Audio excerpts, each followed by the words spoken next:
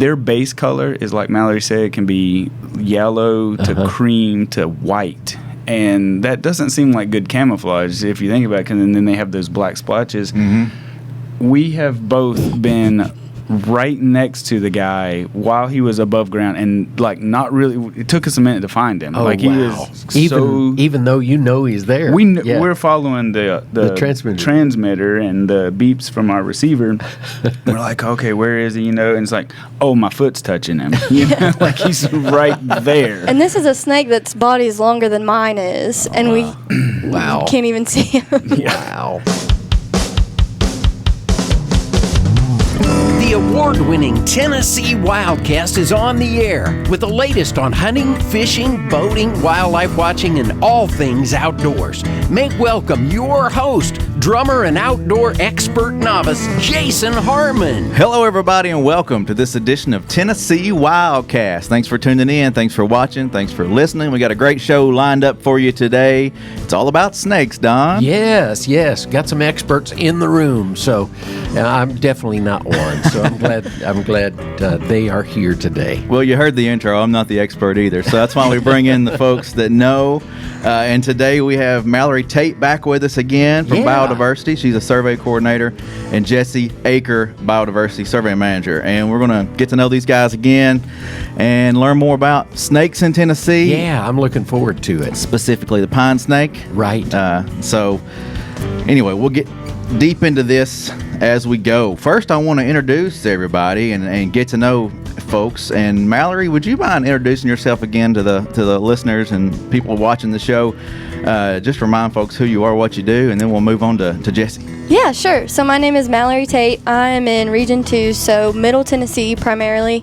Luckily with our job, we do get to overlap to collaborate and such. But my job is to survey, monitor, and research the species of greatest conservation need in Tennessee. So the species that are rare or declining, trying to figure out why they might be declining and then what those population numbers look like. All right. Jesse, a little bit about yourself. You're out in West Tennessee, right? Yes, essentially the same thing, just West Tennessee, basically the west 1/4 of the state. Awesome. Well, I know there's a special snake out there. We're going to touch on that one today that people may see more out in West Tennessee than they see across the other parts of the state. Speaking of West Tennessee, how about a shout out to a radio station? Oh, sure, yeah. We about forgot that. WMOD right there in Bolivar. And we're on every day, weekdays at between 8:15 and 8:25 in the morning. The WildCast Extras run on that station. So we appreciate WMOD, as well as all our other radio partners, too. Yeah. We love our radio partners, appreciate them running the show. And as we've mentioned before, you can watch this on YouTube, Facebook, Instagram. Pick us up on a podcasting platform, whichever one's your favorite. I'm sure we're out there. Right. Hey, I did test Alexa. If you say, Alexa, play Tennessee WildCast podcast, it will play. Wow. Yeah. All right. So that was cool. She does listen to everything. Yeah. So okay, even WildCast. So if you're listening, go try that, or go try it on Google. Hey Google or whatever. So that was cool. All right. All right, so let's jump in today. We're going to talk a little bit about the importance of snakes in general, and then we're going to dive into the pine snake. So which one of you guys want to kick it off just to kind of talk about the importance of snakes right now? Well, I guess I can start, and he's pretty good about correcting me or jumping in. So, and he knows far more than I do. But so, like all the pieces of our native species in Tennessee, they all play roles, right? And what comes to mind immediately with snakes for me is pest suppression. So we've got all sorts of small rodents. Even small lizards can be a pest to some degree, and that's the primary food source for a lot of our snakes. And one of the most important factors to me right now, there are so many tick-borne diseases. Yes. And for the life cycle of a tick, they need that either small rodent, mouse, or fence lizard host to develop into an adult. So I've suffered from many different tick-borne illnesses. Me too. And they're the worst. Yeah. But I'm like, eat all the small rodents so we can cut that cycle off, because I'm done with the ticks. Yeah.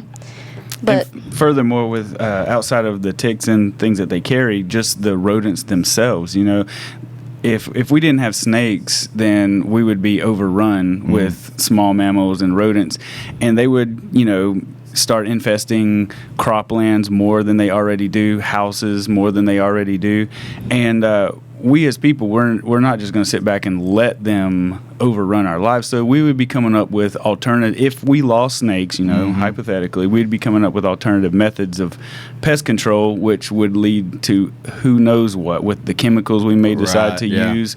That could affect other wildlife. Absolutely. It would be devastating to say the least. I mean, and we would likely not find out what those repercussions were until it was too late. So we would like to keep the ecological balance for as long as we can. Yeah, I hear you. I don't like mice in the house or, in my animal feed and things like that. They find that, and it's good to have those snakes around. Yeah, really. You bring that up, Jason, and that's a great point because so many people are terrified of having snakes in their house, and if you get a snake in your house, especially a non-venomous snake like a rat snake that you often find in your house, they don't do any damage. They're harmless to you. No matter how scared you are of them, they are absolutely harmless, and they're not going to damage your house. You get a mouse in your house, they're going to start eating your wires, and they actually do damage and will bring in a disease like hantavirus or something, Yeah. So having a snake in your house is not if we're being quite honest, I have actually thought about letting a snake loose in my attic because I was having trouble catching some mice up in there. I mean, I didn't, but it crossed my mind. It's because I'd rather have a snake in my attic than a mouse in my attic. Yeah. Or even like rodent poison that can make your kids or dogs sick. Right. As you said, a snake's not going to make you sick. So. Yeah. Well, and that kind of leads me to why people are so afraid. Why are people so afraid of snakes? I mean, I guess there's a number of things, but what comes to mind when you think about that? It is ingrained in it's passed down through generations to be afraid, and is ingrained in our beliefs, in it even goes back to somewhat religious, I mean, the devil came incarnate as a snake, but it's told to them by generation after generation that they should be, and it's on no foundation whatsoever. Right. There's, so few fatalities from a snake bite, especially in America. I saw a statistic when I was looking up some of this stuff yesterday. I was like, out of, I think it's, I can't remember how many hundreds of thousands of snake bites a year. There's like 12 to 15 in America. Wow. And, that's not just saying Tennessee is like obviously fewer than that. So Sure. Well, most snakes are afraid of you normally, right? And they're going to go the other way most of the time, right?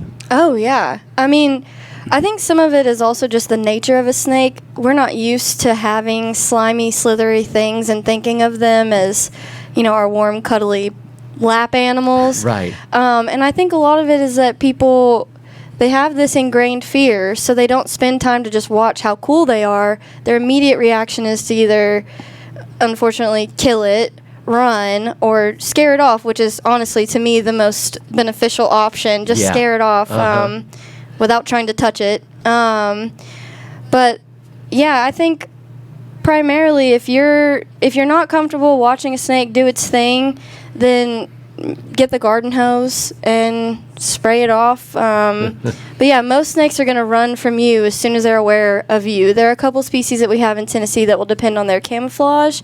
So they'll kind of hunker down and just stay really still. Yeah. Hope that you don't see them. And then, of course, they have other defensive mechanisms. But first response for most of our Tennessee snakes is going to be to flee.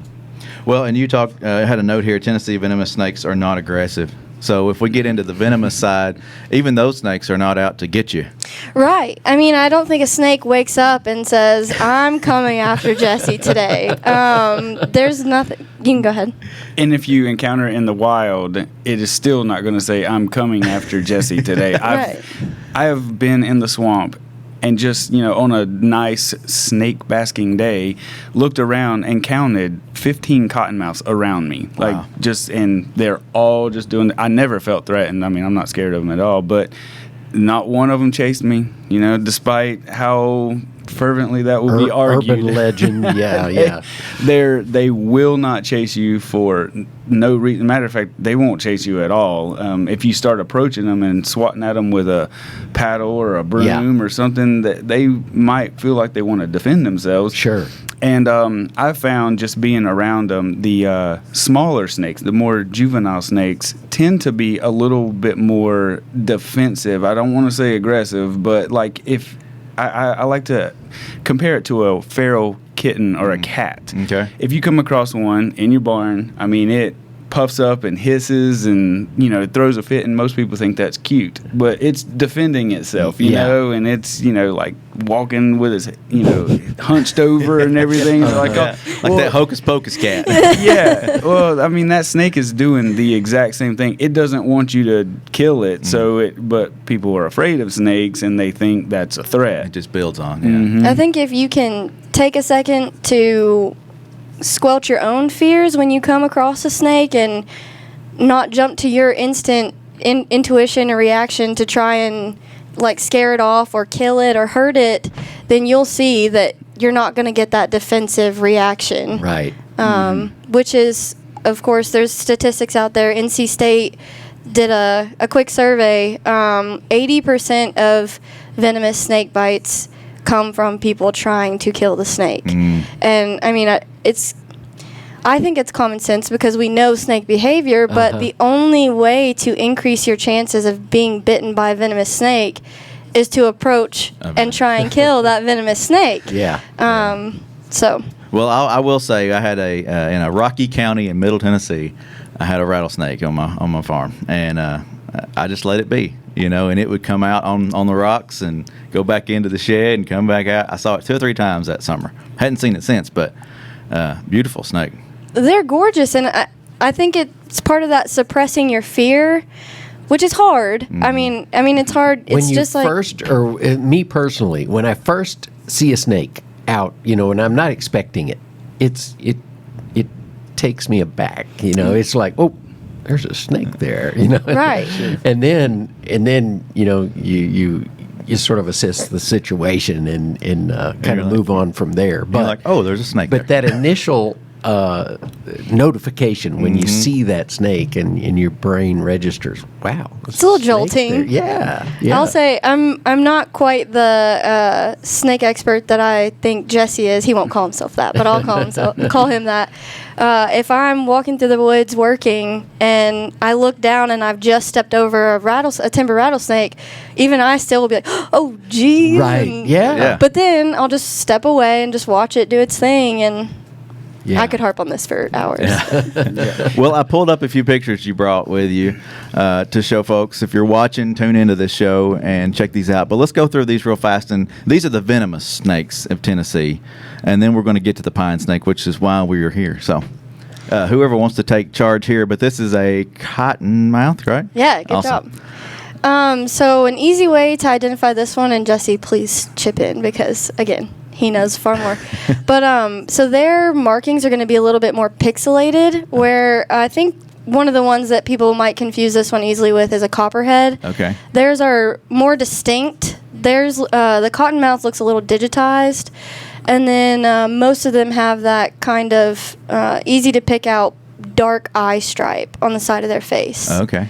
And it doesn't help with our fears or people's fears that our venomous snakes, for whatever reason, just look angry. And that has to do with their head shape. And with a cottonmouth here, and you can see that sharp ridge around their eyes and towards their nose area. I'm going to call it nose for layman terms. But they have a very flat head.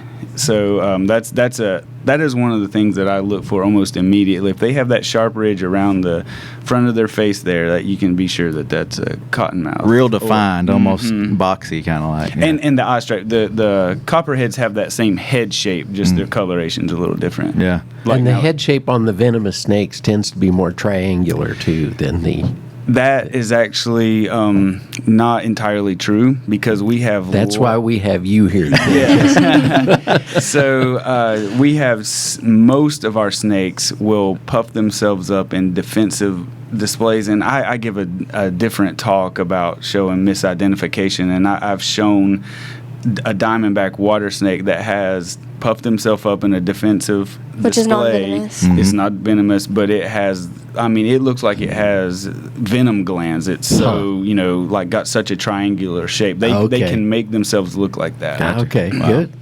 All right, let's move on before we run out of time. So this one is a. This is the Copperhead. Yep. So, as Jesse said, you can see that same shape of the head, but they're missing that distinct dark eye stripe coming from the eye to the back of the jaw. Mm-hmm. And then their markings, you can see how they're a little bit more defined and crisped. And they do look like a Hershey's Kiss from the side. That's a common tool used. Now, we've got some different genetic things that can make the Copperhead's markings a little different, but that's too complicated. Most of them look like this. Okay, that's a pretty good tip. The chocolate kiss. Yes, look, yeah. So our non-venomous water snake, it's blocks. It doesn't look like a Hershey's Kiss laying on a table. Ah, good. All right, now this one, the rattlesnake. So this is a timber rattlesnake. Again, that broad head. It does look a little mean if you look at it at its face, but they've got those beautiful kind of chevron black markings, and the end of their bodies are always pretty dark, and of course they do have a rattle. And these are pretty large-bodied snakes. Even the younger ones are quite large. And then this one is mostly found out in West Tennessee, right? Yes, these are Jesse's babies. So. Yeah, that's our pygmy rattlesnake. It can be differentiated from a juvenile timber rattlesnake because you see those head markings there. Timber rattlesnakes don't have markings on the heads like that, and their chevron markings on the timber rattlesnakes are more complete, whereas these are more like spots. Mm-hmm. I mean, they do make a chevron type of shape, but they don't go quite around the body like a timber rattlesnake. And even in an adult-sized snake here is still pretty small. Yeah. All right, and then that leads us to this guy. Who took this picture, by the way? I did. I'm so proud of this photo. So this is our Starchild pine snake out in kind of West Tennessee, depending on how you divide the state. Mm-hmm. But so this is a species of greatest conservation need, and it is listed as threatened here in the state. So that's because not only are they very elusive and just because of their behavior, which we'll get into, but they're rare and they are declining. Mm-hmm. Some of that is because of habitat factors, which I'm sure, like I said, we might get into. But it's also because of people taking these snakes, and by taking, I do mean killing. They're a pretty intimidating species. They're huge. They are our longest species. They're Tennessee's largest snake. Okay. Yeah, they can get upwards of 8 feet long and very heavily bodied. Wow. And they do a defensive behavior as well, like all snakes pretty much do in Tennessee. So they'll flatten their head, and their face can kind of look angry from certain angles as well because the shape of their nose, which they use to dig. But he doesn't look like the happiest thing in the world, but I think he's absolutely gorgeous. They're kind of a bright yellow color, depending on the lighting outside, with these black to gray markings. But they let out this really intimidating roar. Jesse, can you demonstrate that? No, I haven't worked on my snake hiss today. So that's pretty interesting. So why do they do that? To intimidate people, or to intimidate predators. Gotcha. It's not just people. So one of the special things about this individual was that it was actually a really good partnership with not only a landowner but a hunt lease owner, I guess. Okay, yeah. So he and his son were out planting a food plot, and he saw this snake. He said he's grown up around them, I guess because of where he is. So he posted it on a Tennessee Snake ID page. And so I got in contact with him. I was like, we have been trapping for these snakes for years, and we've been unsuccessful because of their elusiveness. Yeah. And he was like, well, I'll go out and see if he's in the hole that we flushed him into tomorrow. And so I get a text the next morning, well, I stuck a stick down in there and it roared back at me, so he's still in there. Wow. So, yeah, it's a really cool behavior that they do. So you got to go get the picture, I guess. Is this the snake, or is this a different one? Yeah, so we actually, Jesse went out and fearless, stuck his whole hand in the hole to capture the snake. Not a lot of people will do that. Yeah. And we actually ended up putting a transmitter in it, and we've been tracking it for right at a year now to get some of the habitat selection, movement, and behavior. Because we're trying to figure out their exact habitat needs, population numbers, and everything to figure out where those numbers are and then why they're declining. Fun fact about these guys, just talking about the roar. This is one of our only snakes that will audibly hiss. Most snakes don't hiss. Only the pine snake and our hognose snake can hiss. Okay. Interesting. That's cool. So how much time do they spend in a hole underground? Yeah, why are they so hard to find? Yeah. Because they are fossorial, and that means they spend most of their time underground in mammal burrows, rotted root channels, stumps. They utilize concrete foundations that have holes under them, and they spend about 30 to 40% of their time. What we have found, I believe the study at Arnold Air Force Base that was done previously in the early 2000s, they came up with their snakes were above ground about 38% of the time. The last I checked, our guy was above ground about 32% of the time. So they're usually underground, and you would think that such a large snake with their base color is, like Mallory said, it can be yellow to cream to white. And that doesn't seem like good camouflage if you think about it, and then they have those black splotches. We have both been right next to the guy while he was above ground, and like not really. It took us a minute to find him. He was even though you know he's there. We're following the transmitter and the beeps from our receiver. We're like, okay, where is he? And it's like, oh, my foot's touching him. Like he's right there. And this is a snake that's body is longer than mine is, and we can't even see him. Wow. So that's why they're not often encountered, and they're just so secretive.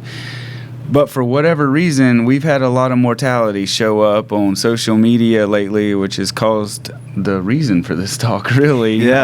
We've both been pretty fired up. We've had folks kill them intentionally, and road mortality is a cause of their death. Their discovered deaths as well, but the intentional killing of them is what just drives us up a wall, because it's senseless. They're harmless animals. They will not attack for unprovoked, and even provoked, all they do is kind of hiss, and they'll rattle their tail like a rattlesnake, kind of mimicking a rattle, which might be cause for misidentification. I don't personally think they look anything like a timber rattlesnake, but because of their large size, their impressive defense display, people fear for their lives as they're trying to swat at it with a broom, So, and we were talking earlier that they are rather slow as far as their escape habits, so it makes them an easy target. Right. So like I was saying, most of our snakes here in Tennessee, their initial response is going to be to flee if they see a large predator coming at them. This snake is not one of those. They're slow moving, they're big bodied, and they do have fantastic camouflage. So those are the camouflage is what they depend on.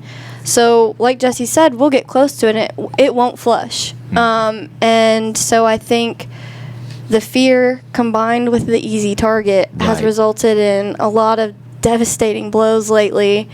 And for people who aren't sure about snakes or have never really experienced them or tried to learn to love them, I can see why it's intimidating, but hopefully with the ease of access to information these days, people will start figuring out that these guys are harmless. There's still no sense to killing venomous snakes, as we touched on, but these guys, there's no need to come after them with a machete. And go ahead, Jesse. Oh, thank you. I was going to say, with their size, being that they are our biggest snake in Tennessee, their primary primary food source is small mammals. So you can imagine how many rats and mice it takes to sustain one of these guys. Yeah. So having one of them on your property is that's very beneficial to you. Yeah, It's exactly. not only not the worst thing, it's a good thing to have these guys on your property eating all those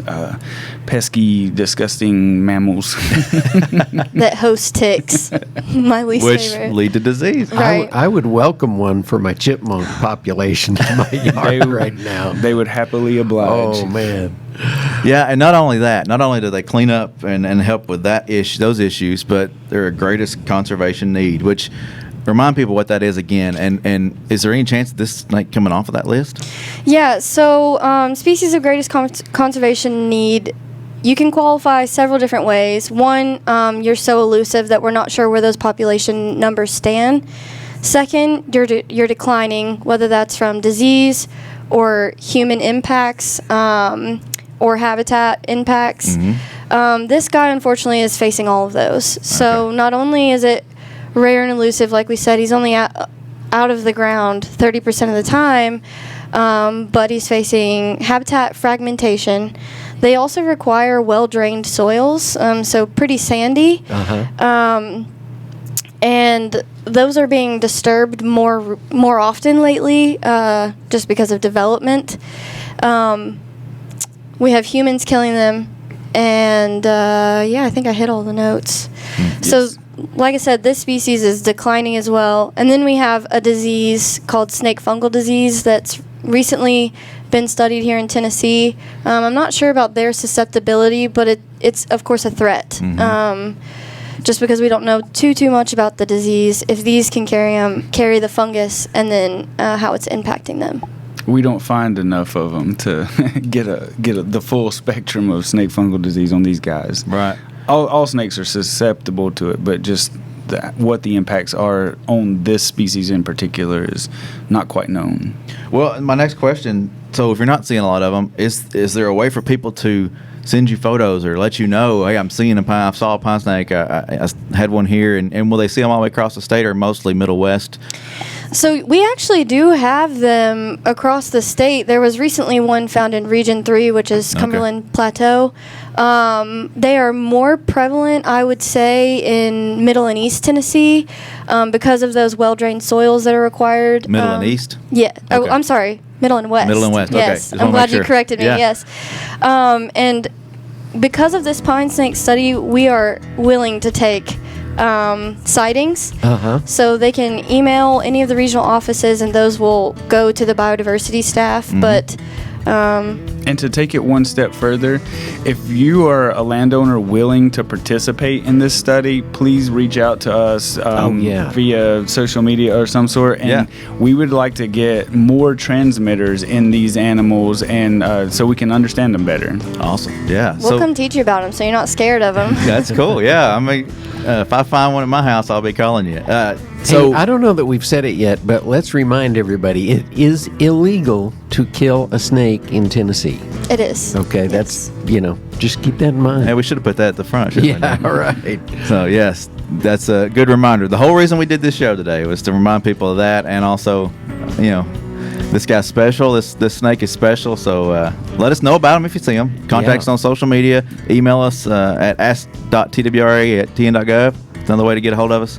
Email a region office, call a regional office. And thank you guys for the great work you do. Thank you. Thank you. Yes, We're thank you lucky to guys. have our jobs. Very. Yeah, it's a fun place to work. It's a fun working with wildlife is just so cool. So can't get any better than this. Thank you guys for coming out. This is Tennessee WildCast. Thank you all for listening and watching, and we'll see you next time. Thanks for tuning in. Stay connected with TWRA by visiting our website at tnwildlife.org and follow us on Facebook, Twitter, and Instagram. Hey, it's all about Tennessee wildlife. It's what we do. Tennessee WildCast will be on the air again next week. We'll see you then.